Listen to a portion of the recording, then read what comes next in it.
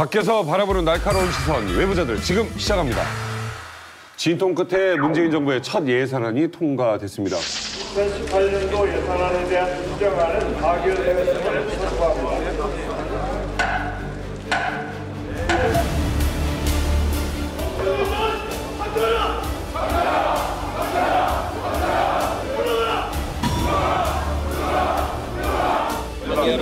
일방적인 발칙이 통과돼요.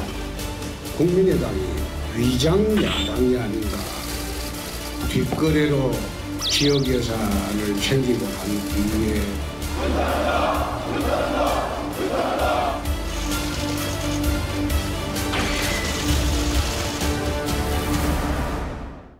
국민의당이 위장 야당이 아닌가. 뒷거래로 지역 예산을 챙기고 한 이후에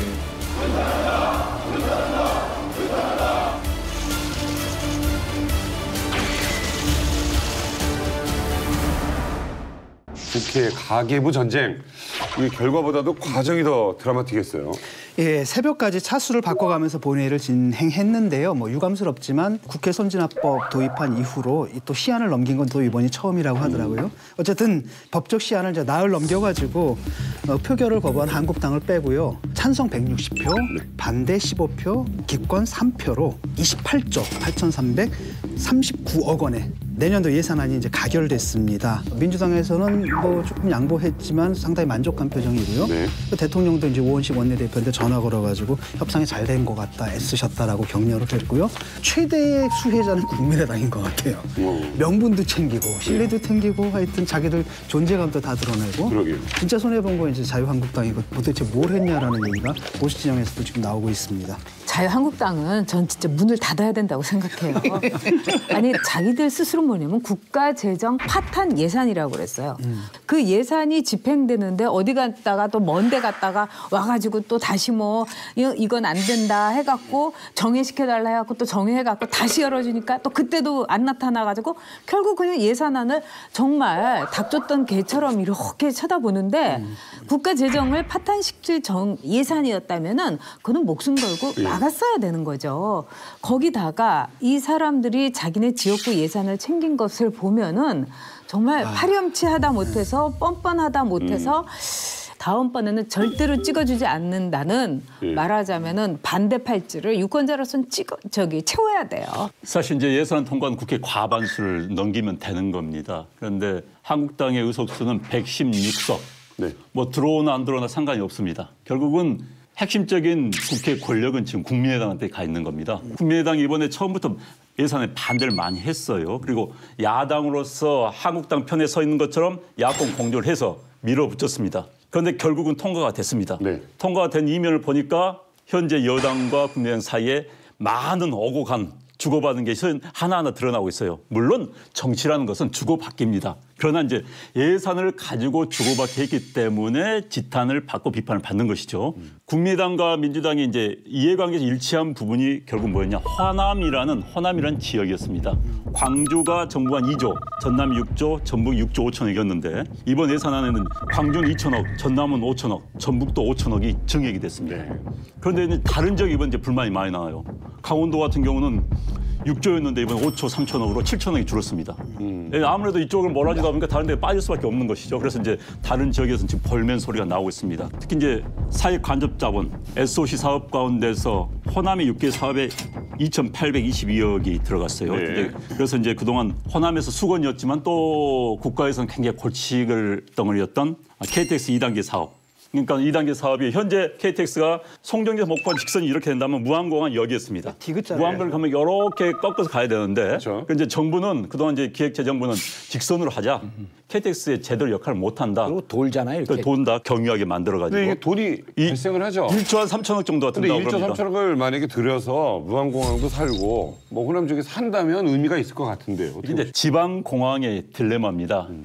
이런 말씀 드리면 이제 지방공항 있는 곳들은 굉장히 제 말씀에 섭섭하겠습니다만 무안공항 같은 경우가 실질적으로 국제공항 역할을 잘 하지 못해요. 가을에 걷어들인 쌀 할줄에서 말리는 그런 용도로 쓰여가지고 사진에서 찍혔습니다. 현재 우리나라가 실질적으로 지방공항이 김해공항, 제주공항을 제외한 다 적자입니다.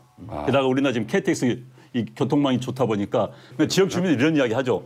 아니, 길을 좋은 길을 만들어 놓으면은 사람들이 많이 올 거 아니냐. 많이 오면은 이제 공항이 활성화될 거 아니냐. 이런 주장이고 이제 기재부 정부 입장, 기존의 입장은 아니다. 지금 그건 사업 타당성이 없다. 이런 주장을 해왔는데 어찌됐든 이번 예산안이 통과돼서 무항공항을 경유하는 KTX가 착공을 하게 됐습니다. 그거 좀 타당성 조사를 좀 제대로 좀 해야 될 것 같거든요. 왜냐하면 광주공항도 제가 다니잖아요. 근데 코리안에어 있잖아요. 대한항공 노선은 아예 없더라고요. 그다음에 모든 시선이 단축됐습니다. 그러니까 KTX로 인해 가지고 이게 사실 메리트가 떨어져 가지고 좀 줄어드는데 이걸 또 광주 사람들이 그나마 이걸 또 무한으로 옮기면 광주 시민들마저 무한까지 가서 비행기 타고 뭐 서울로 오거나 뭐 제주도로 가거나 이러겠느냐라는 거죠. KTX가 직선으로 가야지 KTX지 이렇게 곡선으로 가서 그걸 우리가 KTX라고 부를 수가 없잖아요. 과연 이 국민의당이 지역이라는 지역 정당으로서 끝까지 먹고 살겠다는 그런 야심을 드러낸 건데 그 야심이 과연 우리나라에 국익하고 이렇게 상충된다면은 저는 생각해봐야 된다고 봅니다. 이제 우리나라가 SOC 예산이 과잉입니다.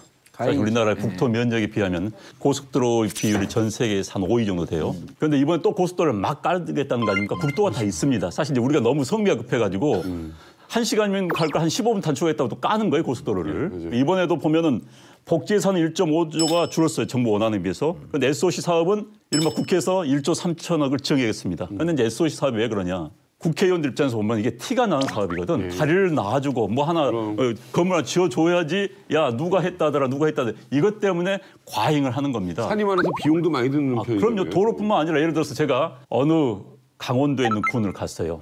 인구가 3만 미만입니다. 그런데 거의 세종문화회관 한 절반 정도 대형 공연장이 있어요. 근데 깜짝 놀라가지고 아니 여긴 서울서 멀어서 서울 공연팀이 올 것 같지도 않고 또 여기 공연팀들 하기엔 너무 큰데 누가 와서 지금 이거 사용합니까? 했더니 군청 공무원을 저를 한번 쫙 보더니만은 유치원생들이 가끔 하게도 합니다. 그럴 필요가 없어요. 사실 그런 것은 몇 개 거점 도시 위주로 하나씩 만들면 되는 겁니다. 그런데 이제 정치인들이 자기들 생색내기 하다 보니까 대한민국 예산 가운데 과도하게 SOC 예산이 그러니까 그래서 이런 경우는 정치인들이 국회의원들이 선심성 그다음에 자기 연말에 정책 홍보집 돌리려고 하기 위해서 이런 식으로 직선으로 돼야 될 걸 곡선에다가 S자에다가 이렇게 한 것에 대해서는 나중에 재정 책임을 전 물어야 된다고 봐요. 장gen 의원이 예산안 통과 다음 날 본인의 SNS를 통해서 글을 올렸는데 상당히 신랄하게 썼어요. 그런데 이제 그 내용을 보면은 이번 예산을 통과하면서 각 당의 지도부가 본인 지역구를 위해서 예산을 챙겼다. 그러면서 이제 우원식 민주당 원내대표 1억 2,500만 원, 정우택 한국당 원내대표 211억 원, 김광림 한국당 정책위 의장 140억 5,900만 원, 김동철 국민의당 원내대표 2,069억 원 증액. 이러다 정권 잃고 망했습니다. 영원히 국회의원 하십시오.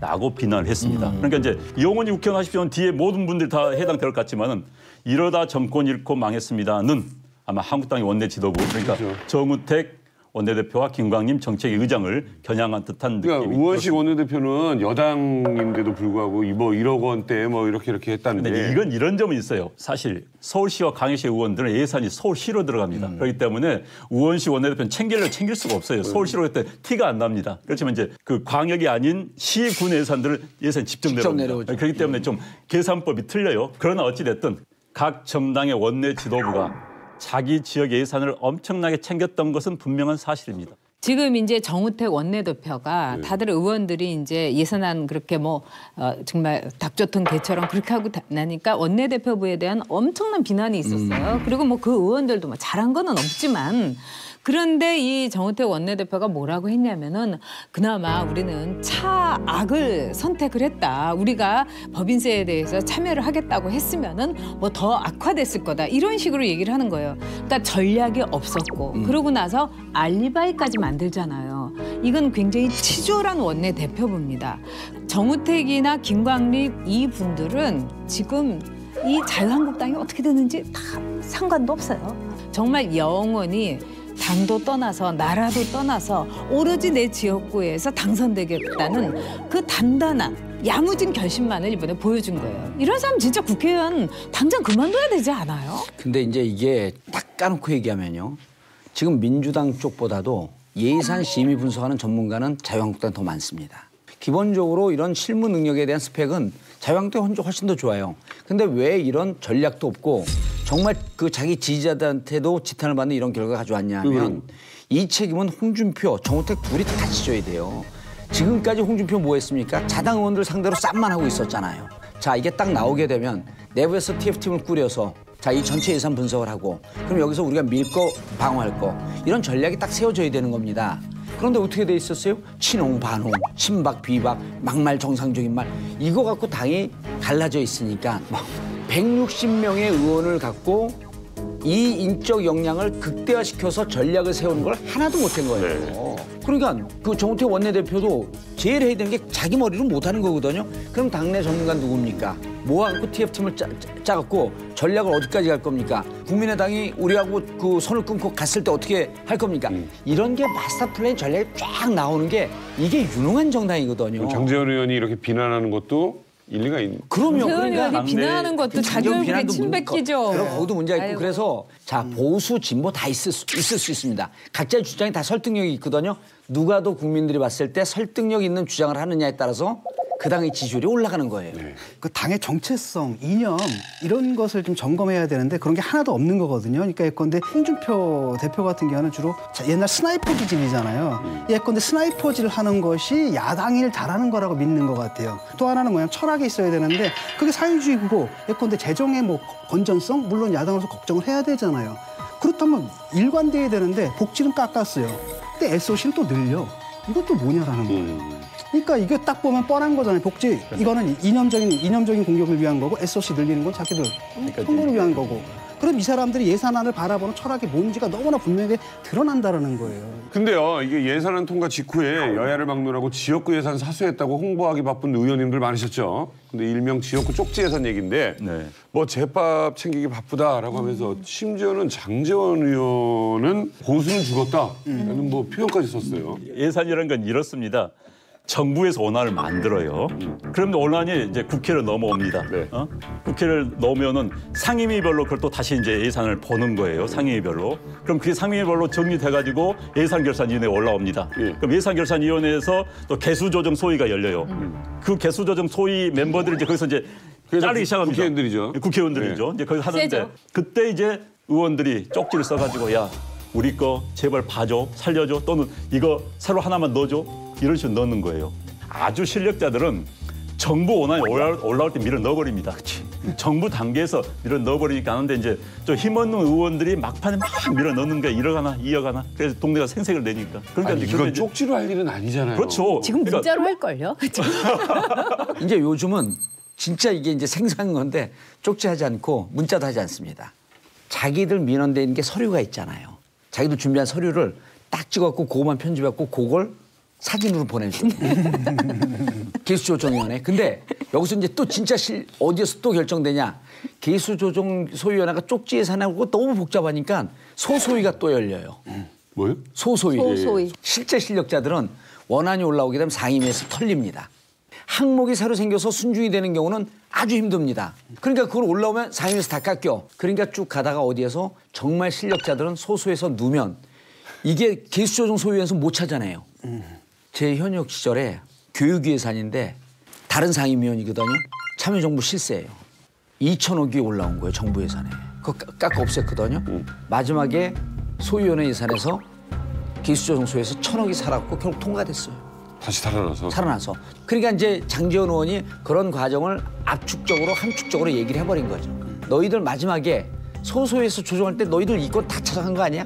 이 얘기를 한 거예요. 그러니까 이제 국회의원은 두 개의 역할을 했습니다. 지역 대표성과 국민 대표성을 두 개 동시에 갖습니다. 그러나 대한민국 국회의원들의 가장 큰 문제점은 지역 대표성만 과도하게 거기에 몰입하는 거예요. 예를 들어서 지금 이렇게 해서 이제 우리가 뭐 정우택 무슨 뭐 김동철 이렇게 다 이제 비난을 하잖아요. 중앙 언론에서 비난받지만 지역 언론은 그러지 않습니다. 그렇죠. 지역 언론 가면은 야 중앙에서 이렇게 욕 먹으면서 해왔다 이러는 거예요. 제가 옛날 대변인 시절에 그 당시 야당에서 당시 국회 이상득 의원의 지역 예산이 많이 들어갔어요. 그러니까 이제 형님 예산이라고만 공격을 했습니다. 그렇죠. 그러니까 또 이제 여당에서는 박지원 당시 원내대표 예산이 또 엄청 들어갔어요. 그러니까 이것을 이제 문어 예산이라고 했습니다. 왜? 문어 먹물로 가지고 뭘 만든다, 공장을 만드니까는 그걸 하셔가지고 먹물 예산이라고 그러니까 먹물 예산 이렇게 공격을 했어요. 그래서 이제 제가 이상득 의원실에 아니 보니까 이거 수치가 안 맞다. 와서 좀 대응 자료를 좀 가져와라. 안 가져와요. 왜? 즐기는 거야. 아, 지역에선 포하게 1조를 가져왔으면 이게 돼버리는 거예요. 자기는 더 좋은 거죠. 그러니까 지금 이제 예를 들어서 지금 누가 몇 천억 이건 지역에서 지금 홍보입니다 지금. 오 이렇게 외부자들에서 이렇게 욕 먹으면서도 우리 의원님은 그럼요. 우리 지역을 위해서 이렇게 가져왔구나. 이렇게 돼버리는 거예요. 그걸- 이게 그러니까 진짜 국민 대표선과 지역 대표선의 그걸- 문제인 거예요. 그게 이제 대선곡으로 가야 돼요. 예, 그게 이제 이른바 후견주의거든요. 클리엔텔리즘 그래가지고 정치를 그런 식으로 하는 거죠. 그러면 이제 지역의 유권자들도 좀 반성해야 될 부분이 있는 게 그렇다면 우리 집은 좋지. 그런데 만약에 모든 지역들이 나라 예산을 그렇게 쓴다라고 한다면 그 손해는 결국 누구한테 돌아가냐면 아니 근데 결국 자기한테 돌아가는 건데 지역에 절대 좋지 않습니다. 예산 가져오면 좋은 거는요. 지역의 토건업자들. 그렇죠. 대부분이 그런 예산이에요. SOC 예산이. 예. 그리고 이분들이 또 뭘 갖고 있냐면 한 달에 건너고 다 지방 언론을 갖고 있어요. 그러면 그 극소수 상층에 있는 일부만 배불리는 예산이 되는 거예요. 그러니까 건설하는 사람이 지역 경제에 트리클 다운 효과가 지역에도 없어요. 지역 경제가 살아나지가 않아요. 장기적인 지원도 아니라는 거네요. 다만 이렇게 예산을 가져오고 자기들 몇몇 배부르고 있는데 지역 언론에서는 지역의 경제 효과, 경제가 이런 걸 계속 지역 언론에서 보도를 하는 거거든요. 이 국회의원들이 지금 이렇게 혈안이 돼 갖고 이 예산을 챙긴다는 거는 저는 이제는 이 지자체라든가 거기에 있는 계신 분들도 냉정하게 문제를 봐야 될 것 같아요. 나한테 과연 어떤 이익이 오는가에 대해서. 이왕이면 제대로 된 거를 정치는요. 한 사회가 가지고 있는 한정된 자원을 효율적으로 배분하는 겁니다. 네. 그런데 현재 우리 이야기한 대로 이 이야기 상황은 정치가 제 역할을 못하고 있는 것이죠. 그래요. 효율적 배분이 전혀 아니고 가장 비효율적으로 배분을 하고 있는 겁니다. 자 이제 본격적으로 우리나라 내년도 예산안 분석 좀 해보겠습니다. 총 얼마가 어디에 쓰일 예정인지 한번 몇 가지 좀 짚어주시죠. 428조 8,339억 원. 올해 예산이 400조를 넘어섰습니다. 네. 그 가운데서 제일 많은 것이 이제 보건복지 고용 예산입니다. 144조. 이제 원안보다도 1조 5천억 원이 삭감이 됐고요. 그다음에 이제 일반 지방행정 외교 통일 예산안도 원안보다 줄었다고 합니다. 그런데 사회간접자본 예산, SOC 예산은 19조 원입니다. 그래서 정부 원안보다 1조 3천 원이 늘어났고요. 공무원 증원. 현재 이제 정부 안에는 12,221명을 증원하기로 했는데 이번 예산안에서는 9,475명이 합의가 됐습니다. 그다음에 이제 어르신들한테 드리는 기초연금이 월 25만 원으로 인상이 됐고요. 그런데 이제 이번 예산안 가운데서 쟁점이 있습니다. 최저임금 인상분 보전. 내년부터 최저임금이 오릅니다. 오르죠. 그럼 이제 아주 영세업체들은 그 보전할 수가 없어요. 월급을 줄 수가 없는 겁니다. 최저임금은. 그래서 이제 정부가 나서서 그 임금의 일부를 보전을 해주겠다. 그래서 이제 일자리 안정자금 정부가 2조 9,700억 원을 주기로 했습니다. 이것도 야당에서는 왜 정부가 나서서 이걸 줘야 되느냐. 최저임금 문제 이제 이런 이야기가 있었고요. 두 번째는 아동수당. 0세부터 5세 사이 모든 아동들에게 다 주기로 했었는데 이번에 이제 국회에서 통과된 것은 소득 수준 90% 이하, 그러니까 나머지 제일 잘 산 10%는 안 주는 것으로 이렇게 이제 통과가 됐고요. 이와 맞물려서 법인세법도 네. 이번 최고 구간 22%에서 25%로 인상하는 네. 법인세법도 동시에 통과가 됐는데 이에 대해서 상당히 이제 논란이 있었습니다. 네, 다른 건 몰라도 네, 아동수당 맞벌이. 10% 제한한 것은 이거 정말 말이 안 되거든요. 그다음에 이걸 갖다 지방선거 뒤로 미뤘다라는 건 아니 이 10%가라는 게 효율이 있냐라는 거예요. 어떤 예를 들어가지고 저 10%를 하려면 저 10% 기준을 세워야 되거든요. 여러 가지 기준에 따라 또 달라져요.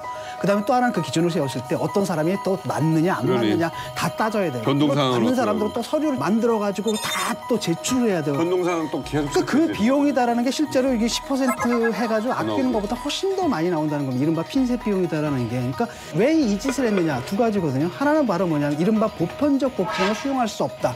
선별 복지로 가야 된다. 자기들의 어떤 이념적인 이런 입장을 갖다 관철시키기 위해서 이런 불합리한 일을 한 거고요. 두 번째는 바로 뭐냐 뒤로 미룬 거는 우리한테 국민 복리보다 더 중요한 게 있다. 그건 바로 뭐냐 지방선거다. 이걸 얘기를 한 거라는 거죠. 그러니까 정말 이거는 비난받아 마땅한 겁니다. 10% 관리하는 게 더 비용이 그게 더 많이 들죠. 들죠. 그리고 이제 문제는 이제 720만 원이 3인 세대의 경우에는 예외가 되잖아요. 아동수당을 받을 수가 없다. 근데 이럴 경우에 맞벌이 가정의 경우는 두 사람의 소득을 합치게 되잖아요. 그래서 합산이죠. 예, 맞벌이 가정에서 아이고. 굉장히 그 불만이 커요. 왜냐하면 한 사람이 외벌이를 하게 되면은 720만 원 넘기가 그렇게 쉽진 않거든요. 그렇지만 둘이 합산을 하게 되면 금방 넘어가서 수도 있죠. 상위 10% 안에 들어버리는 거예요. 그러니까 그분들은 뭐라고 얘기를 하냐면 굉장히 불합리하죠. 그분들은 뭐라고 하냐면 아니 세금을 내도 우리가 더 많이 내는데 왜 우리는 세금만 내고 받지는 못하느냐라고 할 수 있고 또 맞벌이 부부 같은 경우에 애를 돌보는데 또 비용이 또 많이 들거든요. 한 사람이 이건 문제가 있네요. 그렇죠. 아니 그러니까 이게 이제 그 진중훈 교수님이 잘 말씀을 해주셨는데 실질적으로 세금을 걷는데 드는 비용은 별로 안 드는데 탈세하고 이런 분들을 찾아내는 공무원 비용이 전체 세무 공무원 중에 20-30%가 든다는 겁니다. 그러니까 실제 세수에 해당하는 비용은 2-3%, 5%도 안 되는데 그걸 찾아내려고 공무원의 30% 정도의 공무원 노동력이 그쪽으로 투입이 되는 거예요. 그러니까 이제 그런 걸 보면 정치적 입장, 철학적 입장을 떠나서 이번에 10% 제외한 게 순수 기능적으로만 봐도 문제가 있다고 지적을 하는 거죠. 그러니까 이렇게 하려면 뭐냐면 이제부터 요거를 10% 찾아내기 위한 시스템 구축을 해야 되는데 이 시스템 구축하는 연구 용역이 일단 비용이 들어갑니다. 그다음 두 번째 매년 소득 기준이 틀려집니다. 그러니까 매년 누쿠백으로 해야 되는데 여기에 세무 공무원들이 잔뜩 투입이 돼야 돼요. 기본적으로 저는 이렇게 생각합니다. 예를 들어서 지금 10만 원씩 주는데 상위 3분의 1을 안 주고 3분의 2를 준다면 15만 원을 줄 수가 있는 거예요. 그럼 어려운 학생들한테 난 15만 원을 더 주는 게 더 도움이 된다.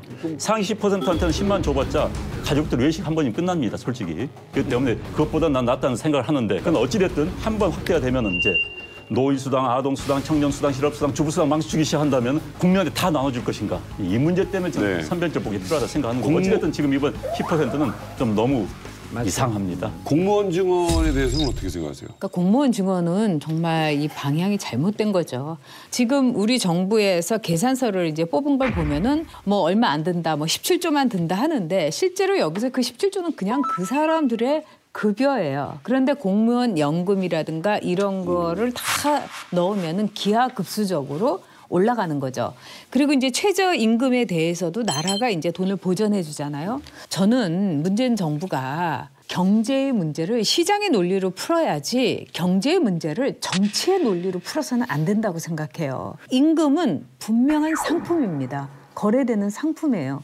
그럼 그 상품을 말하자면은 정부가 그 값을 대신 내준다 하면은 결국은 그 상품의 유통이 적어지는 거예요. 그런 점에서 저는 법인세부터 시작을 해서 최저임금제까지 정부가 경제는 시장의 논리로 풀어야 된다는 대원칙을 네. 꼭 갖고 갔으면 좋겠어요. 저도 이제 그 100% 동의를 해요. 100% 동의를 하는데 이제 이번에 공무원 증언이 우리가 꼭 중요하다고 한다면 그럼 야당에서 당신들이 절대적으로 막아야 될 부분에 대해서는 정부에서 하나는 내주고 그렇죠. 하나는 받아가는 이런 빅딜이 있으면 이렇게 불필요한 사회적 비용을 많이 들으면서 논쟁이 벌어지지 않는다고 하는 건데 그래서 저는 각자의 주장을 명료하게 좀 하자는 거예요. 네. 저는 공무원 증언이 네. 재밌는 게 정우택 대표가 누가 공무원 늘리지 말라니까요. 그러니까 이제 이낙연 총리가 공무원 안 늘립니다. 무슨 말씀이에요? 지금 이렇게 늘어나게 돼요. 경찰관, 집배원, 그건 공무원 아닙니까? 소방관 이런 현장 안전 요원을 늘리는 겁니다. 왜냐하면 지방. 이런 분들 늘리는 건 60%가 찬성해요. 현장 안전 공무원. 그러니까 이번에는 사무직 공무원 없다라고 하는 걸 얘기를 한 거고. 그걸 이제 표현하기 위해서. 그래서 이번에 전체 늘어나는 공무원이 보게 되면 24,475명이 느는데 다행히도 이렇게 늘어나는데 사무직 공무원은 없어요. 지금 사무직 공무원이 없다고 할 수가 없어요. 예. 왜냐하면은 그 공무원들이 보면은 인사 이동도 있고요. 그렇죠. 맞아요. 아니 그러면 점 들어와가지고 끝까지 그러지 않아요. 그렇죠. 얼마든지 아니, 그러니까 경찰을 지역도 뽑더라도 그럼요. 그래서 저는 절대적으로 부족한데 공무원을 현장 안전 중심의 공무원을 넣고 그다음에 이제 공무원 부분은 향후 이들이 퇴직할 때까지의 예산을 추계를 한 거예요. 그런데 베이비 부모 세대들이 은퇴하기 시작을 합니다. 근데 그분들이 워낙 인구가 많아갖고 공무원 수가 줄어드는 게 급격히 빨라져요. 급격히. 그래서 저는 지금 당장 현장 공무원이 필요하다고 정부가 주장을 하고 네. 공약을 내놓고 이 부분에 대해서 좀 늘리자고 하니 그럼 야당에서는 좋다 그러면 이렇게 늘어나는 부분인데 향후에 공무원 주는 부분에 대해서 10,000명이 줄면 10,000명을 똑같이 또 뽑을 것이 아니고 전체 공무원이 사무직에서 놀고 있는 사람들을 줄이는 방안에 대해서 합의한다는 약속을 좀 지켜라. 예, 이렇게 구조를. 나는 자유한국당이 좀 제안을 했었으면 그런데 하는 아쉬움이 남는 거예요. 공무원에 대해서 방금 말씀하신 것처럼 공무원 수가 줄 수도 있어요. 그러나 이제 현재 문제는 공무원 퇴직률이 굉장히 낮습니다. 과거보다. 다 정은 다 해요. 현재 국회 예산처의 통계에 따르면 문재인 정부의 계획대로 17만 4천 명을 고용했을 때 30년 후에 드는 돈은 약 372조가 듭니다. 그렇죠. 그런데 이제 이 돈이 결국은 국민 부담으로 들어온 겁니다. 물론 철학은 틀릴 수 있어요. 문제는 한 번 채용하고 나면은 기계 하나 들은 거 다릅니다. 이건 30년을 보장을 해줘야 되는 거예요. 한 가지 좀 짚고 넘어갈 부분이 있는 게 자꾸 공무원 그럼 순수 낭비다 이렇게 하는 부분은 좀 아닌 것 같거든요. 뭐 그러니까 국가 예산을 너무 쓴다 뭐 이런. 공무원을 하게 되면 이분들이 일을 하잖아요. 대국민 용역과 서비스를 생산하는 분들이면 이게 있고 그다음에 이분들이 돈을 받으면 그냥 챙기고 외국으로 가는 게 아니라 또 국내에서 쓴단 말이죠. 그게 또 소비 진작 효과가 있는 거고 동시에 이분들도 또 세금을 낸단 말이죠. 이걸 봐야 되는데 공무원은 오로지 순수한 코스트다 이렇게만 얘기가 되는 것 같아가지고 그 점은 지금 내가 짚어. 그럼 나도 이제 공감을 해. 물론 그분들이 월급 받으면 쓰니까 좋고 뭐 그분들이 서비스 확대될 수 있는데 또 역으로 이런 부분도 있습니다. 뭐냐면 공무원 늘리기 전에 정부에서 공무원 재배치 이런 게 지금 전혀 없습니다. 맞아요. 이게 있어야 돼. 먼저 선행이 돼야 되는 거. 자, 네. 내근에 지금 많이 있는 분 있어요. 이분들 예금 배치하고 나니까 이렇게 부족하더라. 이렇게 해야 되는데 이게 없이 무조건 목표를 재건을 하겠다. 이렇게 나오니까 문제인 거고. 난 100% 찬성하는데 현실적으로 이런 문제가 있는 거예요. 지금 이제 늘어나는 공무원들이 다 현장 공무원이거든요. 그러니까 사무직에 있다가 현장으로 왔다 현장에 있다 사무직으로 가는 이런 순환 배치가 잘 됐으면 문제가 없는데 네. 대한민국 공무원 배치가 무척 경직되어 있잖아요. 그러니까 이제 정말 진정성 있고 신뢰받을 수 있는 정부가 되려면 공무원 배치 계획에 대한 전면적인 점검은 있어야 돼요. 근데 문제는 뭐냐면 지방에서는요. 1년에 있어서 정말 솔직히 말씀드려서 눈 써는 게 주 업무인 그럼요. 공무원들도 있어요. 맞아요. 그렇지만 또 대도시의 공무원들 경우는 과로로 자살도 하고요. 우울증도 걸리고 이런 것을 제대로 배치도 하지 않으면서 공무원을 늘려갖고 일자리 창출하겠다는 문재인 대통령의 공약인데 전 이거는 정말 심각하게 고려했으면 제가 좋겠어요. 재배치 고민하라 그랬어요. 자, 근데 한국당이 표결에 불참했던 노룩 예산안 중 법인세가 여전히 뜨겁습니다. 우리 진중권 교수님, 정의당에서 예. 반대 기권표가 나와가지고 의아하다는 반응도 있었고 뭐 어떤 측에서는 아주 맹비난을 했었어요. 그게 난 참 화가 나거든요 그런 걸. 이것 좀 얘기 좀 해주세요. 왜 화가 났어요? 예를 들어가지고 화가 나거든요 그런 걸. 이것 좀 얘기 좀 해주세요. 왜 화가 났어요? 예를 들어가지고 어떤 예산안에 대해 가지고 한국당은 이쪽 방향에서 비판하는 거고 정의당은 또 반대 방향에서 비판하는 거거든요. 정의당은 뭐냐면 그 여당 니들이 하려고 했던 대로 하라는 거예요. 근데 뭐 근데 양보를 한 부분에 대해서 지금 비 비판을 하는 거고 한번 생각해 보세요. 들어갔는데 만약에 한국당 의원들까지 같이 들어왔다. 그래서 정의당 의원들이 만약에 반대 투표를 하게 되면 그 정부의 그 예산안이라는 게 부결될 수 있다라고 한다면 이 사람들 다 찬성 던졌겠죠. 근데 보니까 이분들 안 들어왔단 말이죠. 그러니까 어차피 이거 통과될 거라고 하면은 우리가 저들하고는 다르다는 이견을 분명히 정치적으로 표현할 수 있는 거란 말이죠. 그건데 이정미 대표는 혹시 뭐라고 했습니까? 그러니까 이정미 대표 같은 경우에는 이제 문재인 정부가 복지 증세를 더 과감히 추진해야 한다는 게 내 소신이고 그 소신을 전달하기 위해서 반대를 선택했다. 그러니까 반대 이유가 다른 거거든요. 당신도 왜 양보했냐라는 거예요. 원한 그대로 가고 끝까지 관철시켜야 되지. 이번 예산안 중에 몇 번을 언급하시는 게 법인세 관련된 게 눈에 걸린다, 밟힌다 이렇게 말씀하셨습니다.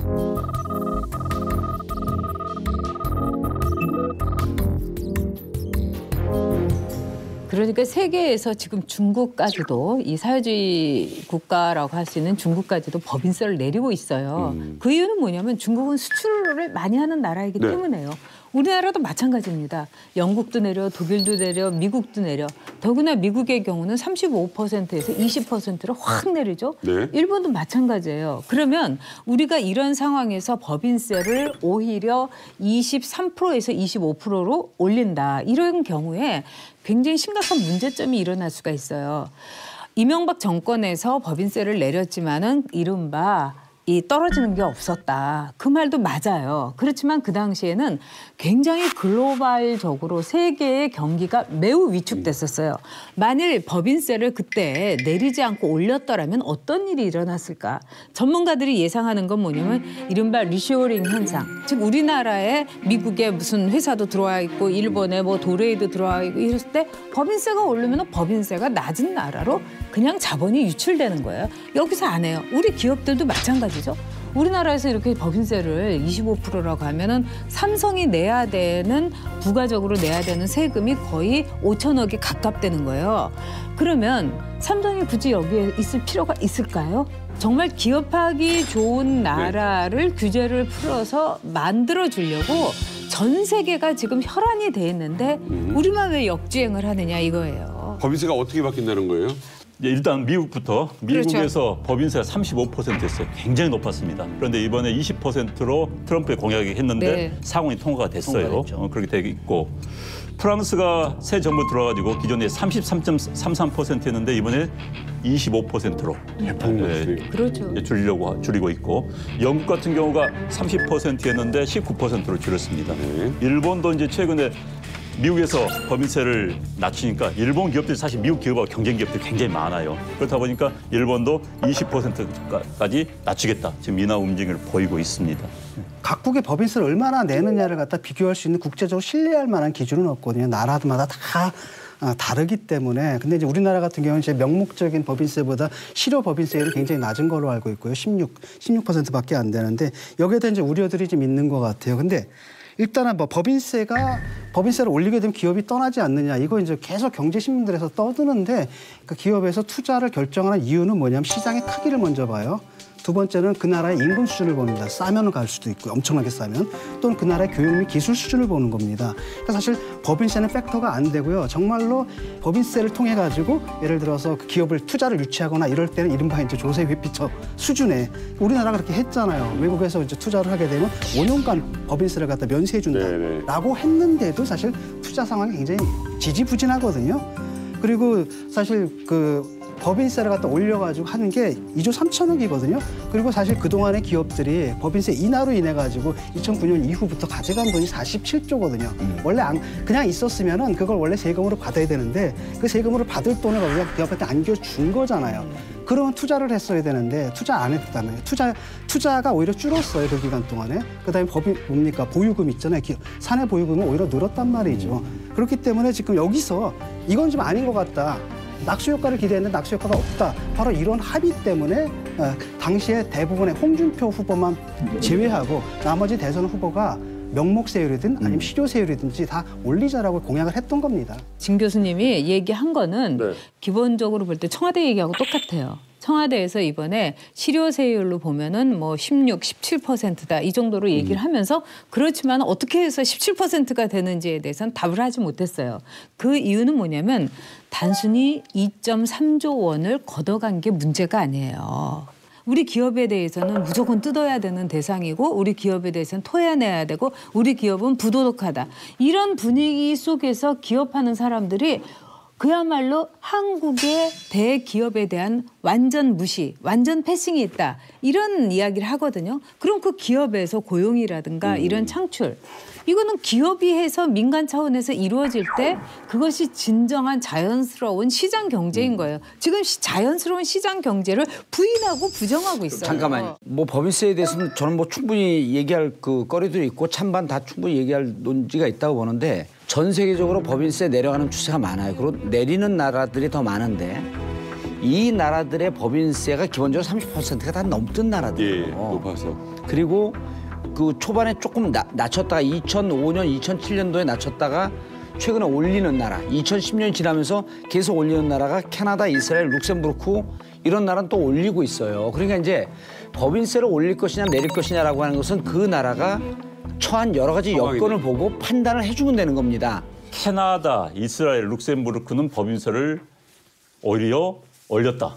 이 나라는 우리의 경쟁 상대가 아니에요. 캐나다, 이스라엘, 룩셈부르크는 우리 기업들이 보지도 않습니다. 자, 우리의 기업들의 경쟁 상대에 있는 국가들.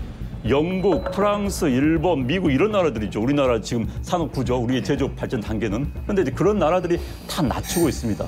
낮추는 다 이유가 있는 거예요. 그 나라 경제학자들, 그 나라 행정 전문가들 바보들 아니에요. 지금 전 세계로 낮추고 있습니다. 독일이 법인세가 굉장히 높아요. 지금 29.8%입니다. 그러니까 독일은 뭐 이렇게 높은 거 유지하냐? 그게 아닙니다. 독일 같은 경우는 2001년도에 51.8%였어요. 2007년도에 38.7%.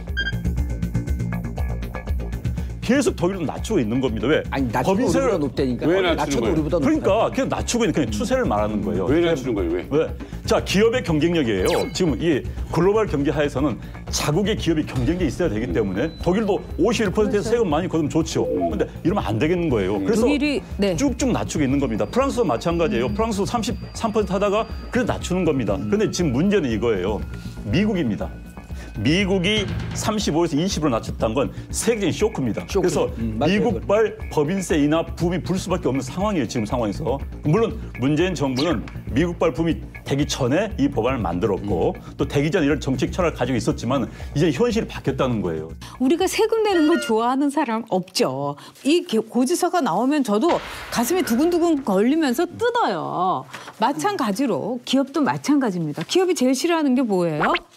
기업에 있어서 다른 나라에서 이렇게 절반으로 뚝 깎아주는데 우리는 올린다. 나쁜 거 아니에요. 다만 다른 방법을 통해서 기업이 자발적으로 세금을 낼 수밖에 없도록 시장 경제 속에서 경쟁력을 키워주는 것이 그것이 오히려 이제까지 입증된 방법이라 이 얘기예요. 국가가 존재하고 난 다음 기업이 있는 거거든요.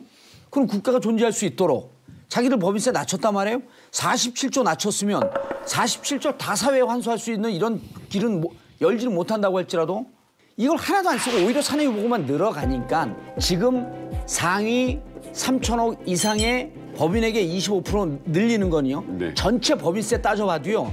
우리나라 법인세 인상 효과가 없어요. 그리고 지금 이 상태로 우리의 경쟁 상대가 되고 있는 나라들에 비해서 법인세가 높지 않습니다. 또 하나 일본은 조건이 있어요. 고용을 하라. 기술 개발을 하라. 이런 전제 조건 하에서 법인세를 낮춰줍니다. 그러니까 우리가 만약에 이명박 정부 들어왔을 때 법인세를 낮춰주겠다. 감면해주겠다. 다만 이 정도 법인세 낮추는 거에 대해서 고용을 해라. 기술 개발을 하라 했었으면 지금 이 상황이 안 왔겠죠.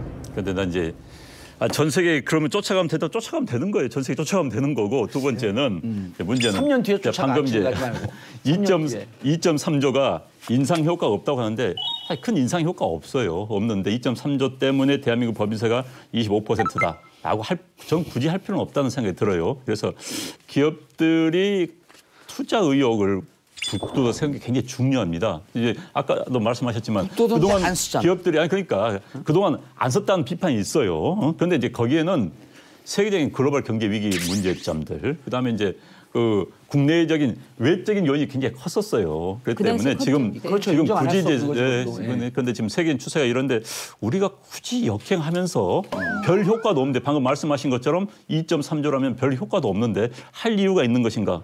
트럼프가 저렇게 바람이 이렇게 났는데 전 세계적으로 인하 경기 일어날 텐데 우리가 이것에 역행 이걸 굳이 할 필요가 있는가 고민이 들어요. 독일의 경우는 지금 법인세를 이제 15%까지 내렸는데 독일은 그동안 그 굉장히 세액 부담이 많은 나라였어요. 특히 통일세라는 것이 있었고 그러면 앞으로 저는 통일이 생각보다 정말 쓰나미처럼 어느 날 갑자기 될 경우 우리 국민들이 통일에 대한 부담 이거를 결국은 국민연금을 헐어가지고 그거를 다 내야 되느냐 이런 점에서 그것보다는 오히려 기업을 활성화시키고 우리 기업을 더 탄탄하게 만들어서 기업도 하나의 그 통일에 대해서 여러 가지 통일로 인한 메리트도 챙기지만은 통일에 대해서 기여도 할 수 있게 그런 선순환을 하는 것이 필요하지 않나 이런 생각을 합니다. 진종훈 교수 말씀하시기 전에 잠깐만 얘기하면 독일이 법인세가 지금 15%거든요. 이게 국세 법인세예요. 지방세가 있어요. 또. 지방세 법인세가 또 15% 있어갖고 독일이 지금 15%고 이제 제가 말씀드리고 합하면 싶은 것은 30%죠. 30%쯤 되죠.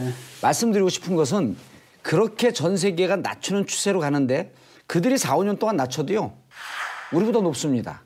근데 중요한 건 이런 겁니다. 그러니까 법인세다라는 게 무슨 유행입니까? 남이 한다고 다 따라하고 이러는 게 아니잖아요. 그리고 또 산에서 그러니까 어떤 경제학자가 이렇게 표현했더라고요. 산에서 내려오는 사람을 보고 올라가다가 같이 내려갑시다. 이런 거랑 같은 거라고 얘기를 하고 있고요. 아까도 뭐 캐나다, 이스라엘, 룩셈부르크 이 사람들 올리고 있다라고 했는데 그럼 우리랑 경쟁하는 게 아니라 이 사람들 이 나라들도 경쟁 상대는 우리랑 다르지 않다라는 거예요. 이 사람들도 미국하고 경쟁하고 일본하고 경쟁하고 이러고 있겠죠. 그래서 중요한 거는 그러니까 예를 들어 가지고 지금까지 우리가 47조를 줬단 말이에요, 기업한테. 근데 기대하던 효과가 안 나타났던 게 분명히 확인된 거예요. 그다음에 그 사이에 그 47조를 메꾸기 위해서 우리가 어떻게 했냐면 담배값 올렸죠, 뭐 했죠 해가지고 사실은 이게 조세 형평성에 따른 게 무너졌단 말이죠. 그래서 보니까 아니 빈부격차가 더 벌어진 거예요. 예를 들어서 2009년만 해도 경제 위기 때잖아요. 약간의 금융위기가 있었을 땐 그때는 모든 계층들이 떨어졌거든요. 근데 지금은 어떤 거냐면 상위 소득자는 올라가고 중간 쉽게 말하면 중산층도 이미 실질 소득이 감소하고 있다는 거예요. 이런 상황 속에서 국가가 나서서 뭔가 좀 해줘야 되는 이런 상황들이 있는 거고 여기서 나온 얘기를 하는 거죠. 다른 사람들이 산에 올라가다 내려오니까 나도 내려온다. 이건 비유가 아닌 것 같아요. 지금은 글로벌 전체 트렌드고 대한민국 경제는 세계 경제하고 엮여져 있습니다. 그렇죠. 그런 상황이고 그렇죠. 아니 이건 이런 거예요. 찬바람 불면 남이 옷 입으면 나도 옷 입어야 되는 거예요. 이런 것이지 산 올라가는 문제는 아니고. 찬바람 불 때 우리 냉수욕 한번 하자는 거예요. 그러니까. 좀 돌아야 되는 거야. 어쨌든 간에 이거 피와 땀, 눈물인 세금이 꼭 필요한 곳에 빛과 소금으로 쓰였으면 좋겠다라는 바람이 듭니다. 우리들은 한 명의 시민이자 또 정치적으로 보면 한 명의 유권자입니다. 그러니까 또 한 명의 납세자예요. 그런데 우리가 유권자의 권리, 시민의 권리 이야기하지만 납세자의 권리는 이야기하지 않습니다. 네. 굉장히 한국 사회에서 납세자의 권리가 별로 등한시되는 경우가 있어요. 그러나 우리가 이제는 납세자의 권리로서 세금 바로 쓰는 것에서는 우리가 지적하고 감시를 해야 됩니다. 제가 세금 바로 쓰기 납세자 운동 공동대표 아닙니까? 그래서 당신들이 잘못해서 이렇게 된 거야 이게. 아니 감시하라고 공동대표를 거야. 공동대표 내년에 존재감이 없어요. 방송에서 이럴 때 상발 한번 하셔야 돼요. 그럴까? 상발은 외부자들에서 하셔야 돼요. 아니 근데 한번 밀어버려? 두상이 아니고. 단식도 하고. 그건 맞아. 국정원의 이미지 변신 플랜이 시작됐습니다. 과거의 국정원은 잊어달라는 의미일까요? 간판까지 바꾸겠다라는 의지를 내보였어요.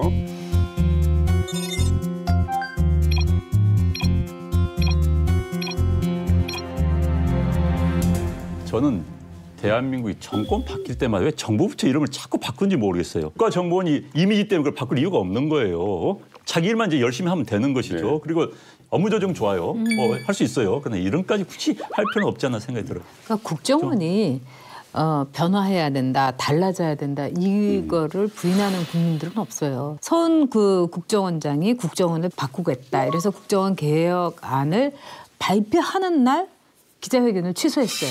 왜? 북한에서 도발이 있어갖고 그걸 취소하고 말았어요. 저는 그걸 보면서 이거 국정원 있어야 되는 거 아닌가 이런 생각이 들었어요.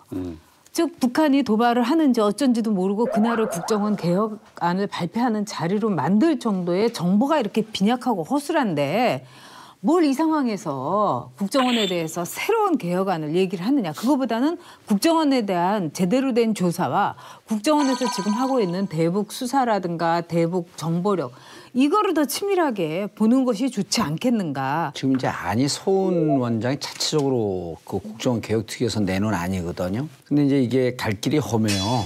국회 와갖고 국회에서 이제 법을 개정해야 하는 문제이기 때문에 언론에 발표할 때는 초안이에요. 이게 뭐 다 결정된 것도 아니고 이 초안이 이제 국회에서 논의가 돼야 되는데 일단 저는 지금 국정원의 안에 대해서 좀 의심합니다. 개혁안에 대해서. 왜? 왜 의심을 하냐면 대공수사권만이 개혁의 대상이 되는 거예요. 어찌 보면 국정원 내부에 칼을 댈 수 있는 여러 가지 부분에 대해서 그 부분에 칼을 대지 못하기 위해서 쟁점적인 부분을 겉으로 드러낸 거 아닌가 하는 의심을 해요, 저는. 쟁점 대공수사권은 확 갔어요. 뭐 성동격서 전략이 그렇죠. 성동격서 정도의 전략이라고 보는데 예를 들어서요. 국회에다가 예산안 내면서 그 특활비 줄이지 않았잖아요. 말은 개혁한다고 하지만 네. 사실은 자기들의 권한을 축소하는 데는 대단히 인색하지 않을까 하는 의심을 하는 거예요. 그러니까 이제 개혁안 이번에 발표할 때도 국회를 굉장히 자극을 했었어요. 그렇죠. 이제 사실 그러니까 의심할 필요가 왜냐하면 있는 거예요. 국정원 개혁안은 굉장히 큰 사안입니다. 그럼요. 그리고 국회 정보위원회 입장에서 본다면 정말 10년에 한 번 할까 말까 하는 큰 사안이죠. 정보위원회 그 일이 많지가 않습니다. 되게 보고만 받을 뿐이에요. 보통 그렇다면 이제 국정원 측에서 양당 간사 또 위원장한테 연락을 해서 우리가 이런 대출을 하겠으니 며칠 날 상의를 했으면 좋겠습니다. 일정을 잡아 주십시오. 그럼 날짜 잡자. 이런 식으로 진행이 되는데 국회의원들 정보에 딱 보니까는 예. 이 책상 위에 딱 놓여 있더라는 거 아니에요. 이게 뭐야 봤더니 국정원 개혁 법안 써 있는 거예요. 그래서 대체 이렇게 돼버린 겁니다. 그러니까 이제 기본적으로 이 사람들이 이제 국회의원들이 생각한 거예요. 이걸 바꿀 의지가 있는 것인지 아니면 우리를 무시한 것인지 이렇게 돼버린 거예요. 아니 그런데 또 야당 의원들이 이런 또 오해까지 하는 거죠. 야당 의원들은 지지율 없다고 그렇게 무시하면서 국정을 마음대로 하겠다고 이렇게까지 나와버리는 그건 거예요. 여당도 똑같은 거예요. 그러니까 여당도 이번에 뭐예요? 그래서 지금 이제 저는 뭐 그걸 믿지는 않습니다만은 이제 이런 이야기도 나와요. 국정원에서 일부러 이렇게 해가지고 국정원 뭐 대공수사권 이런 부분들에서 와해시키기 위해서 한다 이런 이야기 저는 믿지는 않습니다. 이런 음모론까지 나올 정도로 이번에 국회에 법안을 제출한 과정이 좀 정상적이지 않았다. 자, 근데 이게 국정원 개혁안 내용 중에 찬반 논란이 가장 뜨거운 대목이 대공수사권 이관과 폐지입니다. 대공수사권이 뭡니까, 안영원 원장님? 형법상의 내란 외환죄, 대공 업무죠. 네. 그다음에 이제 군 형법상의 반란죄하고 암호 부정 사용 이 죄를 조사하는 걸 말. 그다음에 이제 국가보안법상의 위반 죄를 수사할 수가 있습니다. 그러니까 큰 틀에서 말하면 이제 국가 보안과 관련된 부분들이죠. 그래서 이제 이것을 통틀어서 대공 업무를 하고 그래서 대공 수사권이라고 이야기를 하는 겁니다. 이게 이제 뭐 간첩을 누가 잡느냐 뭐 또 이런 또 비난이 나오는데 실제로 지난 10년간 그 간첩죄로 입건 수가 얼마인 줄 아세요? 10년간? 네, 지난 10년간 18명이거든요. 그럼 1년에 1.8명이에요. 간첩을 잡아야 되는데 잡지는 못하니까 이제 만들어내는 거죠. 왜냐하면 자기들의 존재 근거를, 존재 이유를 보여주기 위해서. 또 나머지 부분이 뭐냐면 이제 국가보안법 위반이잖아요. 이것도 사실은 그 검찰에 넘기는 걸 보게 되면 국정원에서는 25%를 하고 사실 70% 이상은 경찰에서 이미 하고 있거든요. 그 국정원의 그 과도한 그 권력 집중들 그리고 이것들이 초래한 여러 가지 문제점들이 있잖아요. 그래서 요참에 아주 정말로 고급 정보를 파악할 수 있는, 획득할 수 있는 그런 조직으로 재편하는 것이 합리적이라고 봐요. 그런데 그 수치 조정은 수치 부분 좀 말씀을 드릴게요. 현재 이제 방금 말씀하신 수치는 이제 국가보안법 위반으로 검찰에 넘겨진 그래서 이제 검찰이 기소한 사건이 있는데 이 가운데 경찰이 71%고 이제 국정원 25%예요. 경찰 압도적으로 많습니다. 많을 수밖에 없어요. 국가보안법 대부분의 사건들은 경찰이 어느 좌파 단체를 압수해가지고 이정물들 그걸 발견돼서 기소한 경우가 대부분이에요. 네네. 그렇기 때문에 경찰이 국가보안법 관련해서 경찰 압도적으로 많을 수밖에 없는 겁니다. 그리고 이제 국정원이 좀 짜질한 것은요. 그냥 정보만 주고 검찰에 넘겨버립니다. 자기 나서질 않아요. 그렇기 때문에 전체 비율이 국정원이 낮을 수밖에 없는 겁니다. 그리고 간첩이 18명밖에 못 잡았기 때문에 국정원이 어떤 수사권이라든가 그런 게 필요 없다. 이렇게 보기는 어폐가 있죠. 예를 들면 이제 이한영 씨 피살 사건 같은 경우는 못 잡았어요. 그리고 황장엽 씨한테 이제 뭐 도끼를 보낸 거라든가 또는 그런 어떤 위해 위협이라든가 그거 못 잡았어요. 지금과 같은 상황에서는 대공수사권을 어떻게 보면 강화해야 될 사안이에요. 국정원에서. 네, 북한에 대한 대북 정보하고 대북 수사하고 이게 분리된다는 게 말이 안 돼요.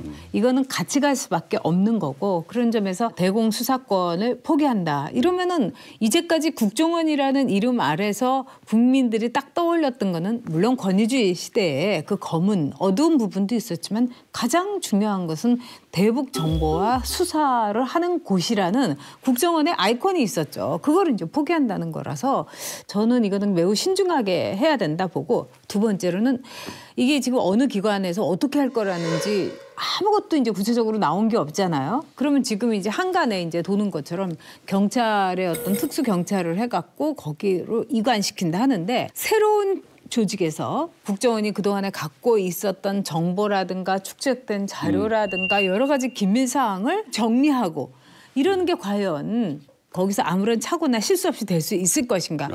정보기관에 수사권을 주는 나라가 그렇게 많지는 않아요. 정보기관, 그러니까 정보 수집과 수사를 별개로 해놓은 게 과도하게 집중되니까 이제 장난을 치고 싶어 하는 건데 우리나라는 분단된 상황이기 때문에 정보와 수사가 기민하게 움직일 필요가 있었습니다. 있었는데 자 이렇게 국정원에서 간첩 대공수사권을 수사해갖고 중요한 건은 검찰로 넘기거든요. 네네. 그럼 검찰이 어떻게 합니까? 이거 재수사합니까? 재수사 안 해요. 여기서 이제 무슨 문제가 생기냐면 검증 작용이 안 되는 거예요. 검찰에서 이거 좀 이상합니다. 라고 하는 문제 제기를 못 하는 거예요. 그러니까 국정원이 간첩입니다. 그럼 간첩인 거예요. 이 권력이 견제도 없고 정보가 독점되면 정보기관은 오만해지기 마련이거든요. 자신들 뜻대로 되니까. 그러다 보니까 정말 국가 안보를 위해서 잡아야 할 간첩은 못 잡고 네. 추적하다가 이게 제일 기자들 중에서 나쁜 기자가 어떤 기자냐면 정보 보고를 갖고 쭉 추적을 합니다. 근데 내가 처음에 가졌던 의심과 달리 이런 문제가 없는 기사거리예요. 그럼 대부분의 기자들이 안 쓰는데 이걸 억지로 만들어서 쓰는 기자들이 있어요. 국정원이 지금까지 간첩 문제에 대해서 이런 짓을 많이 한 거예요. 예를 들어서 흑색 요원들, 백색 요원들 총동원해갖고 유우성이 북한을 갔다 오지 않았다고 하는데 갔다 왔다고 하면서 중국 내 서류를 조작을 합니다. 그쵸. 문서 조작을. 그러니까 그 검찰 차장 이런 사람들은 법정에 나와서 이거 진짜입니다라고 하고 싸우다가 나중에 다 그 사람들 징계 먹었어요. 계속 이게 문제가 이거. 이제까지 잘 행사해 왔으면 왜 이런 논란을 합니까? 그런데 75년서부터 79년까지 간첩 만드는데 선수가 누구냐면 김기춘 대공 국장이었잖아요. 23건이 재심 신청을 했는데 15건이 무혐의. 제일 간첩단 사건. 그리고 나머지 7건이 지금 심의 중이에요. 그럼 그때도 거의 80~90% 간첩을 조작했다는 얘기인데 이런 양반이 이 국정원 출신이 비서실장으로 앉아있고 국정원은 그 사람 눈치를 보면서 간첩을 조작하고 있고 그래서 이렇게 통제되지 않은 권력에서 대공수사권이 남용이 되다 보니 정보만 취합을 하고 수사권은 분리한 상태에서 커퍼레이션 하면 되는 거거든요, 협업. 지금 이 문재인 정권 하에서 국정원 사람들이 간첩 조작 가능합니까? 못하죠. 못하죠. 예. 불법 도망치 못하죠. 못하죠. 못하죠. 예. 못하는데 무슨 걱정이에요? 그래서 그래가지고 제 말 끝까지 들어보세요. 두 번째, 만약에 이제 한다고 의심을 한다면은 이걸 새로운 뭐 경찰청 산하에 국가보안국이 뭐 만들어서 똑같은 논리면 새로운 조직에서는 조작 안 한다는 보장이 어디 있습니까? 없는 거예요. 그건 뭐 속된 말로 일을 만들기 위해서 거기서도 조작에 낼 수 있는 것이죠. 조직의 논리에 따라서. 그렇죠. 오히려 조작의 가능성이 더 높죠. 신설부서니까 일을 뭔가 업적을 보이기 위해서. 자, 그런 부분에 있어서 수사권을 넘기게 되면 안보수사국이나 이런 데 넘기게 되면 이런 데가 조작하면 어떡하냐. 예를 들어서요. 저는 이제까지 수사를 해온 것이 검찰에서 한번 거르는 기능이 돼 있었으면 국정원에서 이렇게 간첩 조작을 못했습니다. 자, 검찰이 왜 못 걸었냐면 잠깐만요. 왜냐하면 그게 정보가 국정원의 독점이 되어 있기 때문에 그랬어요. 왜 검찰이 컨트롤 못했냐면 그것 때문이에요. 국정원이 이제 기소를 하잖아요. 정보 내용이 누설되기 때문에 이야기를 안 해줍니다. 그러니까 검찰도 굳이 묻지를 못해요. 바로 거기서 생기는 건데 그러니까 마찬가지로 그럼 뭐 국가안보국이 들어가면 검찰 통제 가능하나? 참 못하는 거예요. 왜냐하면 똑같은 케이스가 똑같습니다. 자, 이 간첩 잡는데 어떻게 잡았습니까? 이러이러 했는데 이건 정보상 이거 안 됩니다. 국가안보국도 똑같이 이야기할 수밖에 없는 거예요. 그런 측면에서 검찰이 통제를 못했지 국정원이기 때는 물론 과거 권위주의 정권 하에서는 국정원이 무섭게 무서웠어요. 왜? 국정원이 검사의 일을 보고 동향 보고 해가지고 검찰 눈치 봤죠. 근데 이제는 그런 시대는 아닙니다. 그런 시대는 충분히 시스템을 막을 수 있는 거고. 그런데 그것 때문에 국정원이 무서워서 국정원 수사권 떼낸다. 이것은 사실 너무 과대하게 국정원에 피해의식이에요. 그게 뭐냐면 지금까지 문제는 뭐냐면 대공수사권에 있어서 국정원과 검찰은 수직적 관계였었어요. 그건 인정을 하시잖아요. 그것도 잘못 알고 있는 거예요. 제가 제가 말씀드릴게요. 그러니까 보세요. 이게 자 지금은 어떻게 돼 있습니까?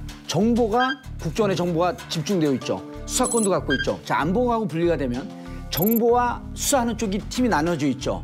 협조와 견제가 같이 이루어지고 잠깐만요. 마지막에 기소를 할 때는 검찰이라고 하는 관계를 또 거쳐야 되는 거예요. 그래서 국정원 지금까지 잘했으면 이렇게 독점된 권력을 갖고 우리가 중요한 정보를 갖고 간첩 조작이라는 이런 문제가 없어서 왜 이런 얘기가 나와요? 자, 간첩 조작은 지금 불가능하다 본인 스스로 말씀하셨잖아요. 불가능한데 잠깐만 요거만 정리하고. 근데 지금 왜 간첩 조작을 전제로 보세요. 그런 위험하겠다 이야기할 이유가 없는 거예요. 이 정부에서 안 됩니다. 이 정부에서 못 하는데 이 정부가 다른 정부로 혹시 바뀌었을 때, 보세요. 그러니까 그럴 때는 가능하잖아요. 조작이 가능하잖아요. 그건 지금 세상이에요. 자, 그런 식으로 따지기 시작하면 유우성 때도 검찰이 그렇게 놀렸어. 우리를 뭐라고 놀렸냐면 지금 무슨 간첩 조작이 가능합니까? 불과 2~3년 전인데. 두 가지 측면이 있어요. 대공수사권이 문제가 됐던 유호성이 몇 건 있지 80~90%가 조작한 거 아닙니다. 그럼 국정원 사람들 울고 땅을 치고 통곡이 어떻게 간첩을 80~90% 조작합니까? 조작한 케이스들이 언론에 드러났기 때문에 그렇게 많이 보일 뿐이지 대다수는 진짜 간첩 잡았어요. 그다음에 현재 2000년대 이후에 간첩이 한 60여 명 잡았습니다. 그런데 그 가운데서 50명을 국정원이 잡았어요. 국정원이 잡았는데 건수가 별로 안 돼요. 안 되면 그 논리 들어가면 건수도 안 되는데 무슨 부서를 왜 만듭니까? 이 논리도 되는 거고 저도 이 국정원의 수사권 분립이 난 큰 문제는 아니라고 생각해요. 뭐 정책 의지에 따라 나눌 수 있다고 봅니다. 그럼 지금 이 순간은 뭐냐면 이건 철학의 문제도 아니고 이념 문제 아니고 효율의 문제입니다. 과연 국정원에 있는 것이 더 효율적인지 아니면 다른 부처 있는 게 효율적인 문제이지 과거 국정원이 이렇게 했기 때문에 너 또 할 수 있으니까 떼네 이런 차원 문제는 어떻게 아니라고요. 생각하세요? 누가 들어와도 사람에 따라서 정책이 바뀌면 안 되고 누가 들어와도 특히 정보기관과 수사권을 갖고 있는 데는 사정기관이기 때문에 엄격해야 되거든요. 그리고 이런 것에 대한 조절과 통제 장치는 분명히 됩니다. 그래서 저는 이런 근원적인 관여할 수 없도록 시스템을 만들자라고 하는 게 이제 개혁의 초점이고 만들면 되는 거죠. 초점이고 이와 맞물려서 제가 이야기 드리고 싶은 것은 국정원의 시스템을 한다면은 대공수사권 문제가 아니라 국정원장 임명 방법부터 바꿔야 되는 거예요. 지금 역대 정권이 국정원장을 누구를 시키냐? 대선 때 캠프에서 정권 수립에 공헌했던 사람을 시키는 거예요. 그럼 그 국정원장 그 들어와가지고 자기의 운명과 정권 운명을 같이 보는 겁니다. 여기서부터 국정이 삐뚤어지기 시작한 거예요. 지금 서원 원장도 마찬가지예요. 그러니까 지금 시스템을 바꾸려면 시스템을 바꾸려면 국정원장부터 임기를 보장하고 국정원장이 자기의 개인적 운명과 정권의 운명은 별개라고 생각할 수 있고 또 국정원의 운명과 정권의 별개를 생각할 수 있게 국정원을 뭐 국회에서 뽑는다든지 여야의 합의로 뽑는 이런 식으로 하면은 이런 문제 생길 수가 없는 거예요. 국정원이 문제 있었던 건 사실입니다. 그렇지만 이 세상에 어느 조직에 문제가 없었던 조직은 없어요. 국정원이라는 조직에서 그 우리가 드러낸 거 외에 나라를 위해서 고문을 받다가 정말 이름 모를 한 사람으로 죽어간 수많은 국정원 직원들이 있어요. 그 사람들 애국 하나로 자기 자신의 목숨과 모든 걸 바쳤어요. 저는 국정원 조직에 대해서 대통령을 위한 국정원이 아니고 정말 캠프의 공신이 아닌 국정원이 아닌 이렇게 한다면은 저는 지금 국정원의 조직 안에서 얼마든지 개혁이 가능하다고 봐요. 국정원의 뭐 여러 직원들이 굉장히 희생한 건 사실이고요. 그렇기 때문에 이런 나쁜 직원들을 골라내야 되고 그 사람들 나쁜 짓 못하게 만들어야 합니다. 이분들의 명예를 위해서라도. 지금 국정원의 문제점들 드러난 걸 한번 생각해 봅시다. 첫 번째 부정부패예요. 세상에 어느 나라 정보기관이 그 나라 최고 권력자한테 그 돈을 자기 활동비를 갖다 바치는 이런 말도 안 되는 사태가 벌어졌단 그런 말이죠. 경우 있었어요. 네. 외국에서. 그다음에 정치 관여 문제 있지 않습니까? 여기 댓글 사건이라든지 이런 게 문제점으로 지적이 됐고 또 그 밖에도 또 민간이 사찰한 문제가 지금 들어와 있고요. 그다음에 또 하나는 간첩을 조작한 문제가 있고 그다음에 더 가장 중요한 것은 정보 능력이 떨어진다라는 것들 이런 부분들이 있단 말이죠. 그래서 이 여러 가지 문제점들을 고친다라는 게 국정원장 하나 임명하는 방법을 바꾼다라고는 해결되지 않는다라는 거예요. 이런 일들이 벌어지지 않는 시스템이 뭔가 이걸 논의하는 가운데서 대공수사권을 분리하느니 아니면 두 눈에 이런 문제도 다 되고 그런 얘기를 하자라는 거죠. 중요한 건 핵심은 이거예요. 안보를 더 잘하자는 겁니다. 간첩을 더 잘 잡자는 거예요. 네. 지난 시간에 9년 동안 국정원이요. 댓글하고 돈 갖다 바치고 그다음에 수사 들어오게 되면 수사 방해하려고 조작하고 정치적으로 장난칠 수 있는 부분에 대해서는 간첩이 필요하니까 만들어내고 이런 등등을 할 수 있는 권한이 남용할 수 있는 권한이 여전히 있는데 그중에 핵심 중에 하나가 대공수사권이었다는 겁니다. 그러니까 결국은 시스템을 만들고 그 시스템 위에서 그 조직의 장이 얼마나 정권에 충성하는가 독립적인 행위를 할 수 있는가 여기가 중요한 거예요. 그런데 지금 뭐 새로운 부서 만들었다. 그 부서가 장이 정말 대통령이 야 너 나 대통령 될 때 너 도와줬던 사람이지 전직 경찰 뭐 치안감 출신이지 너 해. 이러면 안 된다 이거예요. 과거의 피해식 때문에 현재 상황에 대한 정확한 진단을 좀 오버하면 안 된다는 생각이 들어요. 저는 우리가 이렇게 토론을 하면서 답답한 게 뭐냐면은 문재인 정부에서 그러면 이 대공수사권을 어디로 옮기고 어떤 기관을 새로 만들겠다든지 아니면 경찰에 지금 소문처럼 아래에 두겠다든지 아니면 검찰과 뭐 동등한 하나의 수사권을 갖는 기관을 새로 검찰 내에 만들겠다든지 아무것도 없으면서 대공수사권 자체를 지금 유도탄처럼 국정원에서 폐지하겠다 했을 때 우리 국민들 중에서 그 수많은 북한의 그 테러 사건을 겪었던 분들은 의심할 수밖에 없는 거죠. 뭐 어디로 옮기고 나서 그 역할을 대신할 수 있는 데를 하는 것도 아니고 무조건 떼어내겠다. 대공수사 자체를 포기하겠다는 거 아니냐. 이렇게 받아들일 수도 있는 거예요. 이 국정원의 대공수사권 이양 폐지 문제는 이념의 문제는 아니에요. 이걸 이념 문제로 논쟁 벌일 거리는 아닙니다. 이건 사실 업무 조정의 부분이에요. 현재 지금 문재인 대통령이 현 정부가 조급증 있는 것 같아요. 공약을 빨리 실천하고 싶은 그런 게 있는 것 같아요. 그래서 이런 부분 앞서 우리 뭐 세금 부분도 그래서 이야기했습니다만은 국정원 부분도 좀 더 검토가 필요한 겁니다. 그래서 중요한 얘기들은 좀 다 나온 것 같거든요. 간단합니다. 그러니까 저 같은 경우는 어떻게 생각하느냐면 국정원 같은 경우에 여태까지 그 권한이 너무나 막강했기 때문에 간첩 조작 사건 같은 것도 굉장히 필연적으로 일어났다라는 거죠. 이번 정권만이 아니라 역사적으로 보면 굉장히 많은 사건들이 있었다라는 거예요. 근데 이게 단지 국정원장 하나 바꿔서 해결할 문제냐? 그건 아니기 때문에 나 같은 경우 합리적 안으로 차라리 이걸 갖다 대공수사권을 이관하는 게 국정원은 본연의 임무를 하고 훨씬 더 많은 정보를 수집하고 그런 거 갖고 그다음에 이제 다 의논을 인권 문제도 해봐야죠. 없어지고 하면서 더 훨씬 효율적인 안보를 할 수 있다. 이게 내 견해인데 이 견해가 예를 들어서 북한을 이롭게 한다라든지 그런 건 아니죠. 이런 식으로 얘기가 되는 건 정말 나쁜 것 같아요. 그러니까 이제 효율성의 차원에서 어떤 것이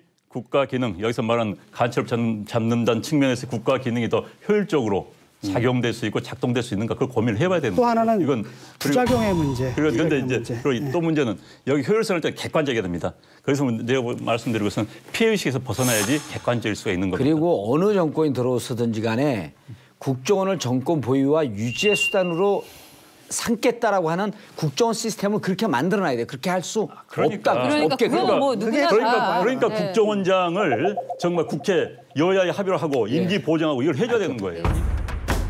자, 포항 지진부터 해양 사고까지 최근 청와대는 노란 민방위복을 벗을 틈이 없어 보입니다. 세월호 참사를 떠올리게 했던 영흥도 낚싯배 전복 사고, 문재인 정부의 대응 어떻게들 보셨습니까? 실제 사고 인지 시점하고 사고를 보고받은 시점이 좀 차이가 몇 분 차이가 있었던 것 같아요. 그러니까 실제로 해경에서는 먼저 그 사고 선박들끼리 그 사고 선박에서 하는 그 무선 교신 같은 것들을 보면서 사고 사실을 인지했고 이미 그때 또 출동 명령을 내렸다 그러더라고요. 하지만 이제 사고가 접수된 건 그보다 몇 분 늦은 거고 거기서 약간의 혼선이 있었던 것 같고. 그러니까 뭐 아까 이해할 만한 혼선이라고 봐요. 그 이야기 관료주의적인 측면이 커요. 그러니까 이제 보고서를 하면은 이 문장이 얼마나 완결성을 봅니다. 오타가 나와. 문장도 제대로 못 썼네? 이게 두렵기 때문에 이걸 쓰고 고치고 완결하다 보면 시간이 흐르는 거예요. 사실 이건 우리나라뿐만 아니라 세계적인 관료 시스템의 문제로 하는데 네. 이제 군 조직 이런 데 굉장히 심해요. 이런 식의 완결성, 보고의 완결성 따지다 보니까. 잘 대응했다라고 하는 분들도 있고 여전히 아직도 그 안전 시스템이나 이런 네. 그 재난 시스템이 잘 작동이 안 됐다라고 이렇게 보는 분들도 있는데 일단 저는 국가 재난에 대해서 최종 컨트롤 시스템이 청와대가 되어야 한다라고 하는 것은 맞고요. 그리고 이제 지금 우리나라 전체적으로 안전 관리 시스템을 보게 되면 아주 이렇게 정말 높은 수준으로 잘 운영되는 데들이 그렇게 많지 않습니다. 그러니까 안전에 대해서 좀 후진국인 것만은 분명하죠. 그렇게 되면 국가적 차원 혹은 국민들의 생명과 안전과 연관되어 있을 때는 그런 것을 보완해주는 누군가가 있어야 되거든요. 네. 그 누군가가 지금은 불가피하게 청와대일 수밖에 없는 거 아니냐. 예를 들어 119 같은 경우도 인원도 많고 장비도 잘 돼 있고 그다음에 지방자치에서 서로 간의 협업도 잘 돼 있으면 굳이 청와대가 나설 필요가 없겠죠. 근데 그런 것이 여전히 미숙한 수준이기 때문에 이렇게 긴급한 상황에는 청와대가 관리의 전면에 함께 나서는 것이 맞다. 2015년도에 추자도 근해에서 사고가 났어요. 네. 그 당시 돌고래호였습니다. 근데 그때는 이제 무려 15명이 사망을 했어요. 네. 3명이 생존하고 3명이 실종. 그때 신고 후 대통령 보고까지 걸린 시간이 박근혜 대통령 시절이었죠. 1시간 47분. 이번에는 대통령에게 52분. 네. 해수부 중앙사고 수습본부 설치 시간이 박근혜 대통령 때는 3시간 32분. 이번 문재인 대통령 때는 1시간 31분. 많이 줄어들었네요. 시간. 그런데 이제 뭐 잘했습니다. 나 이번에 문재인 대통령 잘했어요. 대처 잘했고 정말 많이 좋아졌어요. 그런데 이제 자꾸 이거 자기 어깨틈이 티가 되는 거예요. 자꾸 내가 잘했다 하면은 오히려 사람들이 너무 정치적으로 아까 이게 뭐 지금 사실 소중한 목숨 근데 그러니까 이게 언론의 문제도 있는데 언론에서 자꾸 이걸 비교하려고 하거든요. 그러니까 그다음에 봤잖아요. 우리 모두가 박근혜 대통령이 어떻게 몰라 그랬는지 봤고 거기에 대한 일종의 트라우마 같은 게 있는 거예요. 트라우마 때문에 잘못 때문에. 찍히게 되면 이제 난리가 나는 것을 이제 아니까 이런 부분들을 굉장히 민감하게 반응하는 건데 문제는 난 더 중요한 문제 이런 거라고 봐요. 1시간 뭐 2시간 차이가 있잖아. 사망자 수에는 큰 차이가 없었다는 똑같아요. 거예요. 똑같다는 사망자 수가 거지. 똑같습니다. 이게 문제라는 거고 맞아요. 언론들이 여기에다 관심을 가져야 된다고 생각을 해요. 그래서 이제 저는 아쉬운 게 이제 이런 거죠. 청와대와 이 우리 정부의 상위층 여기 좋아진다 그래서 이 현장의 구조 인력이라든지 구조인은 이게 좋아지진 않습니다.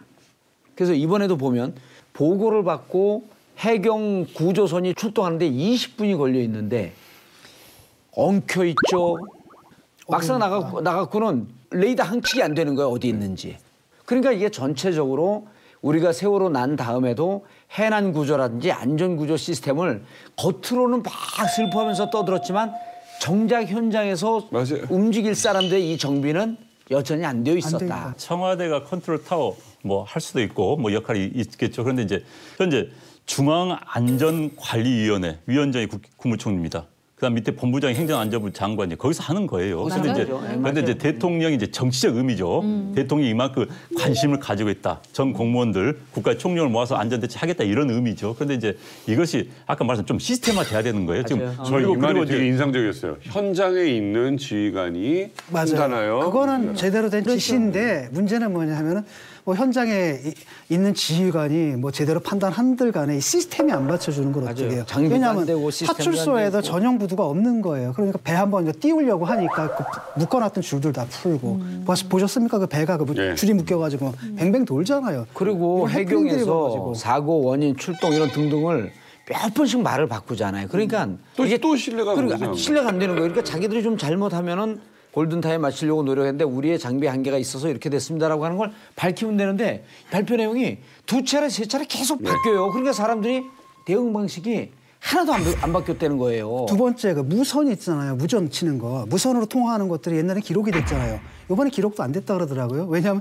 배운 거죠. 이거 기록 남겨놓으면 나중에 처벌받는다 이거 하니까 굉장히 심각한 그러니까 문제예요. 오히려 더 나빠진 측면도 있다라는 거죠. 물론 세월호라는 굉장히 특수한 상황을 우리가 겪었고 온 국민이 그 상처에서 벗어나지 못하지만 문재인 정부도 또 그 상처나 공포에서 벗어나지 못하는 것 같아요. 맞아요. 이번 사건에 있어서도 재난 대책을 세워서 이 재난 대책에 어떤 문제가 있고 이거를 보면 되는데 매우 정치적으로 대처를 했다는 걸 우리가 지적하지 않을 수가 없어요. 네. 문재인 대통령이 이런 얘기를 하죠. 이유 막론하고 국가의 책임이다. 예. 네? 근데 이유 막론이 아니라 이유를 꼭 여기서는 알아봐야 되는 거예요. 15명이나 상당히 많은 사망자가 났어요. 그래서 저는 이렇게 감성적이고 무한 책임의 레토릭보다는 이런 유사한 사고가 앞으로도 일어날 거 아닙니까? 이랬을 때 사망자를 줄일 수 있는 구체적이고 매우 현실적인 재난 대책에 대해서 대통령이 이야기를 또 진전을 했으면 더 좋지 않을까 이렇게 생각합니다. 저기 국가의 책임이라는 문재인 대통령의 발언이 네. 사실 살갑게 다가오고 감사한 건 있습니다만 다소 이게 좀 과한 게 아니냐라는 의견도 있어요. 과하다 뭐 이렇게도 볼 수 있겠지만 잘못된 발언이라고 생각합니다. 대통령으로서. 각자의 안전이라는 것은 가장 기본적으로 자신의 안전은 이 당사자가 책임을 져야 돼요. 탈레반에 의해서 이제 이 참수를 당한 김선일 사건이 있잖아요. 근데 거기에 샘물교회에서 선교를 계속 가서는 안 되는 거예요. 이슬람 지역에 기독교의 이것을 전파하겠다고 가서는 안 되는 거예요. 그때 우리나라가 지금 안기부에서 뭐 3천만 달러니 4천만 달러니 뭐 돈을 건넸다는 거 뭐 국민들이 알고 있는 거 아닙니까? 그리고 미국에 이 공원이라든가 이런 데 가보면 늘 있는 표가 있어요. 당신의 자유로운 선택을 존중한다. 네 안전은 네가 알아서 하라는 거예요. 그래서 저는 우리 국민이 적어도 국가에 대해서 다른 국민에 대해서 폐를 끼치는 이런 거는 좀 더 주의를 할 필요가 있었다. 그러니까 이제 이런 이번에 얘기죠. 그 대통령의 얘기를 이제 법적 도덕적 책임 이런 거보다도 저는 이제 국민들에게 보내는 정치적 메시지라고 보는 게 이 안전 시스템을 갖지 못한 것에 대한 정치적 도의적 책임을 지겠다. 다만 이 이후에 뒤에서 급유선이 들이받았는데 보니까 그 안에서 과실이 있었잖아요. 두 가해자와 피해자 사이에서 피해 보상 등등의 문제가 있을 때 네. 만약에 이것을 국가 권력이 제대로 감시 감독하지 않게 되면 정말 갑질해서 억울한 피해 그 희생자가 또 나올 수가 있는 거거든요. 네. 정부 기관이나 국가가 최선을 다하겠다라고 하는 이런 정도의 뜻으로 받아들여야지 네. 국가가 그러니까 이제 배상 책임을 져라 이렇게까지는 안 될 거라고 보는 거죠. 이건도 지금 책임을 진다 보니까 이제 오해 소지가 있는 겁니다. 이제 거기서 문제가 이제 국가가 책임지면 배상을 해줘야 되는 거 아니야? 이 이야기까지 나오기 때문에 그래서 이제 역대 대통령들은 많은 사과를 했습니다. 대형 사고 있을 때 YS 뭐 산풍 사고 나면 사과하고 DJ도 사과하고 다 노무현한테 사과했는데 그때도 국가의 책임이라는 부분을 언급을 하지 않았는데 문재인 대통령이 언급을 했어요. 아마도 이건 이제 세월호 트라우마 때문에 국가의 책임 강조하기 위해서 또 정부가 역시 나서겠다는 강조해서 한 레터로 이해를 합니다. 그런데 이제 이것을 과잉 해석해서 이러면 국가가 배상해야 된다는 식으로 나가는 건 옳지 않다고 생각해요. 이번 문제에 대해서 좀 얘기를 하자면 국가 책임에 대해서 얘기를 하자면은 국가가 뭐 배 침몰시켰느냐 그런 책임이 존재하지 않아요. 하지만 분명히 이제 문제가 있습니다. 왜?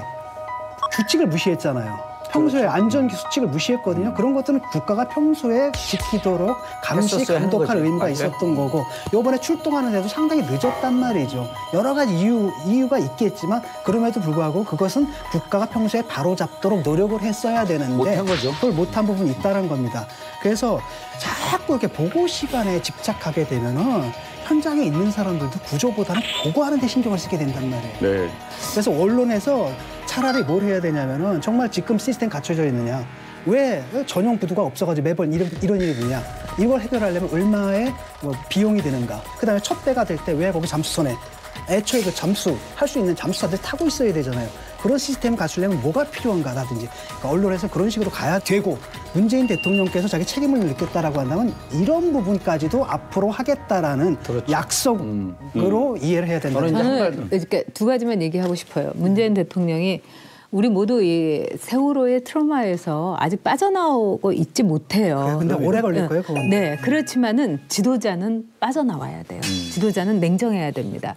두 번째, 국민이 국가의 책임이라든가 국가의 도리, 감시, 감독 거기에 대해서 하는 것도 중요하지만 국민이 어른스러운 국민이 되기도 해야 돼요. 평등하게 국민도 서 있어야 돼요.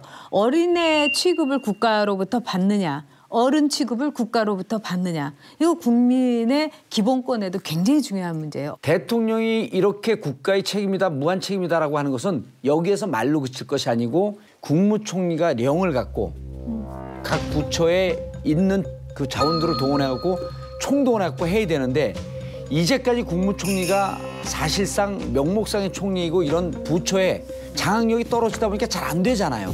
그럴 때 이제 대통령이 나타났는데 사실 이게 편법인 거예요.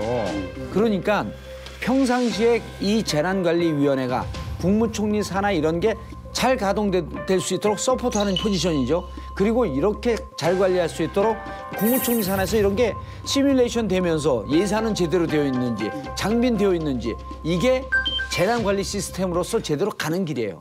대통령이 그러니까 노란색 민방위복을 입고 나타난다고 해서 그것이 골든타임의 모든 해결이 좋은 건 아니에요. 아니죠. 그게 좋은 건 가장 아니에요. 중요한 것은 현장에서 골든타임 안에 구조하는 거죠. 근데 이번의 경우도 야간 항법 장치가 제대로 가동 안 됐고 너 낡았다 이런 말이 있잖아요. 그래서 그런 걸 이런 해놓는 재난 거죠. 구조의 시스템, 매뉴얼화, 확실한 하나의 단계화 이것이야말로 진정한 청와대가 컨트롤 타워로 쓰는 길이죠. 그러니까 이번에 고속정이 고장 났잖아요.